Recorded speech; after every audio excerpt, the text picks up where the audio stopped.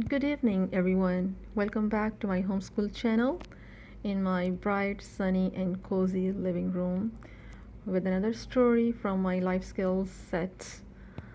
Life skills stories help children solve their psychological and social problems. These stories also help children adjust to their lives and face day to day challenges of their lives because life is not always smooth sailing, and we should teach our children, and it's good for them also to realize as early as possible that life is not always a smooth sailing. Whatever they want in life doesn't always come as they please, as they wish. So let's begin the story. Will I ever be older? The story is about a boy. His name is David. He's the second born child. He has some feelings of jealousy and rivalry for his brother Stephen, who is older than him. We will see that in this book he learns a very important lesson that every person, every member of family has his or her own importance. Everybody in your family is important. And he also learns to love and appreciate his older brother. Let's begin our story.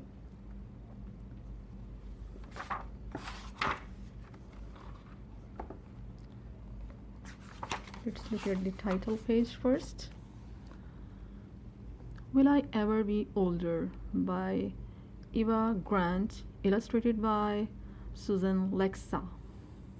And this story was published by Raintree Stackogan Library. This publishing house is in Texas.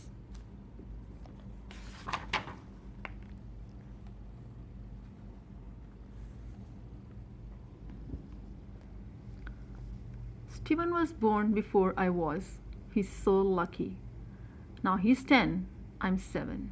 When he's 11, I'll be 8. Even when he's 33, I'll only be 30. I'll never catch up to him. Oh boy. This is Stephen. Look at his face. He feels a very happy child. And this is David, who looks grumpy, very unhappy with his life. This is their dog, I think.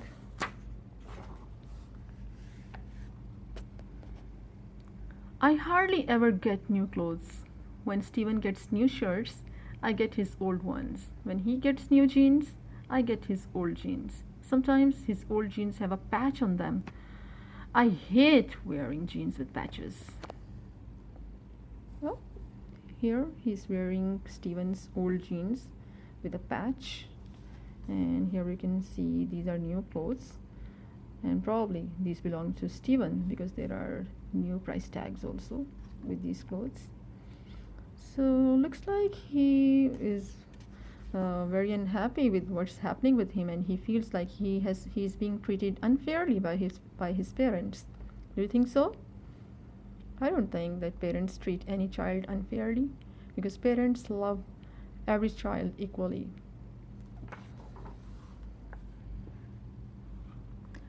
I get Stephen's old soccer shoes and his old soccer ball. I get his old roller skates without a skate key.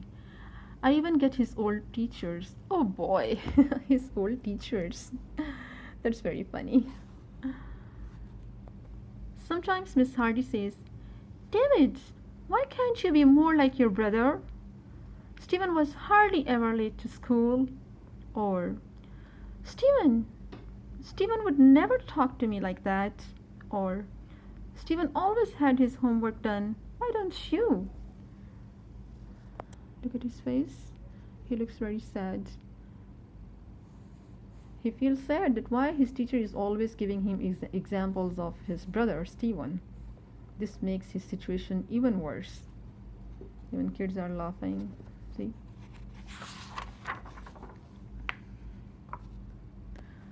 Sometimes people don't even seem to remember my name.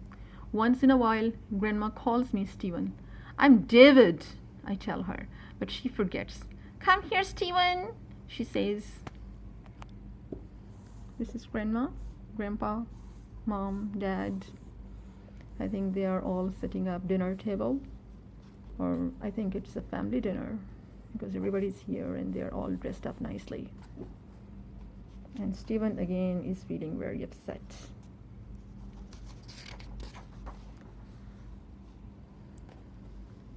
It's things like that that make me sometimes wish there were no Steven.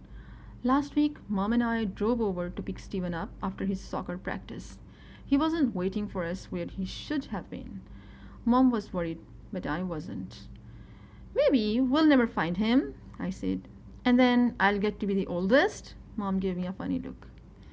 Oh my god, that's not even good that he wants that. They never find his brother Steven. That's bad. Here all kids, we can see kids are waiting for their parents. They're waiting to be picked up after soccer practice. Look at Mom's face. She looks very worried and she has her eyes fixed on the exit place outside the sports club. And look at David. He feels very carefree and happy. He's happy that there is no Steven and he has all his time with his mom. But Mom's attention is towards Steven. She's worried.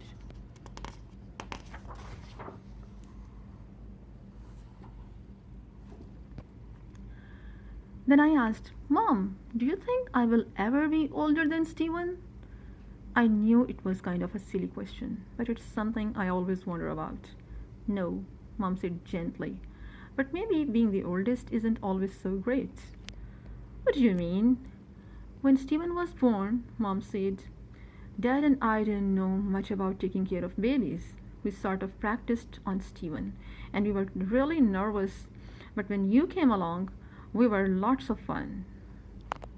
Look, I think Mom is remembering the time when both the kids were small.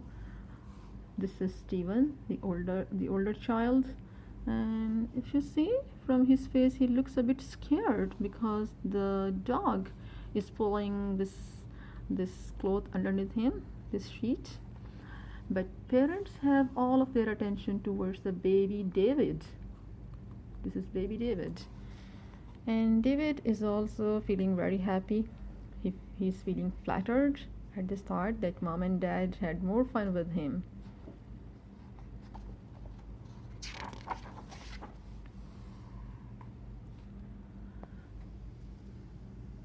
It's no fun for me, I said. I have to go to bed before he does.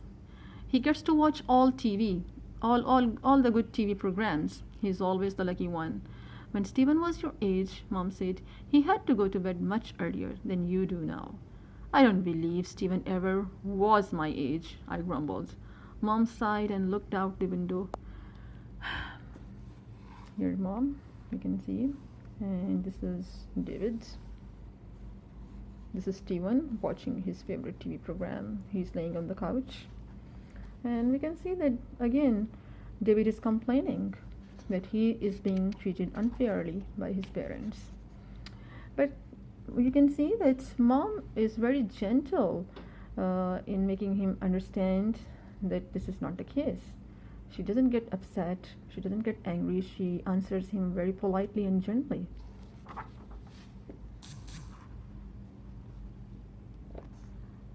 I could tell Mom was getting more worried about Steven, so I tried to think of something to cheer her up. I wasn't worried, but I was getting tired of sitting around, so I said, I'll go and see if I can find Steven in the locker room. Thank you, David, Mom said. As I ran up the walk, I thought about Steven and the soccer team. You had to be 8 years old to join the team. It was just one more thing I was too young to do.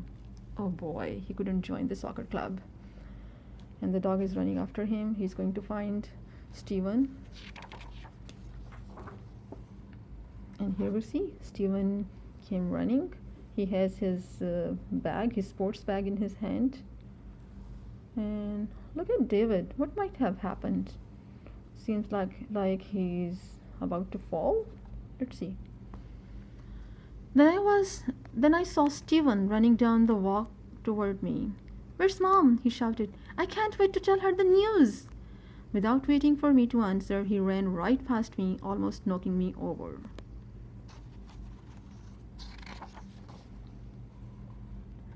And here we see Mom looks very happy when he's telling her the news. Let's see what news he's telling. But here we see David is not very happy. I think he's again feeling jealous. I followed Stephen as he took my place on the bench. Mom, said Stephen, I have been asked to go to a soccer clinic. What's a clinic? I asked. Stephen didn't even look at me. He just kept talking to Mom. It's 2 whole days of doing nothing but playing soccer, he said. A famous soccer player is coming to give us tips on playing better soccer. Can I go, Mom? Please? Mom looked at me. When is the clinic and who can go? She asked. It's this weekend, said Stephen. And it's only for team members. Oh boy, that means he can't take his brother David. This makes him even more upset. Now in this picture we can see there is only David, and looks like he's feeling bored. He's playing on his own. He's playing soccer alone. Seems like Stephen has gone to his practice. Let's see what happens now. Actually, he should be happy now, because we see in the story he wasn't very happy all the time when Stephen was around. Let's see what he does now. Of course, Stephen got to go to the soccer clinic, and I got to spend all weekend by myself. I kicked around Stephen's old soccer ball for a while, but there was no one to kick it back to me. He got to play it on his own. This is really very boring. You can see Dad is reading, I think Dad is reading sports magazine, and he's watching TV. I tried out Stephen's old roller skates, but only Stephen knows how to get them to fit right. I got to stay up late Saturday to watch a TV program. It was one of Stephen's favorite shows, but he wasn't there to laugh at it with me. Again, he's feeling the absence of his brother Stephen. Hopefully he will realize, he will learn to love and appreciate his brother. Looks like Stephen is back. Mom is also happy, and he also looks a bit happy in Stephen's presence. Finally, Stephen came home, full of funny stories about the clinic. He kept all of us laughing for a long time, even me. I was surprised at how nice it felt to have Stephen back. After we had gone to bed and all the lights were turned off, I told him about the old soccer ball and the roller skates, and about the old jeans and shirts. I even told him about Miss Hardy and Grandma. I told him I didn't really mind, but we know he really minded. He was bored without Stephen.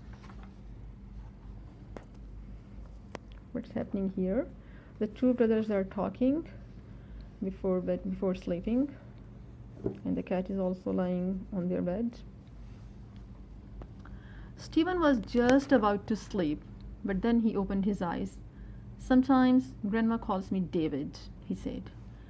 Oh boy, so we get to know that it's not only the case with David that Grandma gets mistaken him for Stephen.